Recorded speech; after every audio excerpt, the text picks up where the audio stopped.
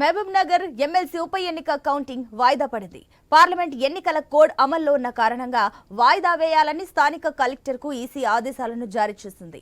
అయితే రేపు జరగాల్సిన కౌంటింగ్ వాయిదా పడగా జూన్ 2కు వాయిదా వేస్తూ మరో తేదీని ప్రకటించారు. మరోవైపు ఇప్పటికే అధికారులు కౌంటింగ్కు పకడ్బందీ ఏర్పాట్లు చేశారు. అసెంబ్లీ ఎన్నికల తర్వాత జరిగిన ఎమ్మెల్సీ ఉప ఎన్నిక కావడంతో రాష్ట్ర వ్యాప్తంగా ఉత్కంఠ నెలకొంది. ఫలితాలపై అధికార పార్టీ, ప్రతిపక్ష బీఆర్ఎస్ గెలుపు ధీమాతో ఉన్నాయి. ఎన్నికల కమిషన్ ఆదేశాల మేరకు ఆదివారం కలెక్టరేట్లో ఎన్నికల రిటర్నింగ్ అధికారి రవి నాయక్ కౌంటింగ్ సిబ్బందితో సమీక్షించారు.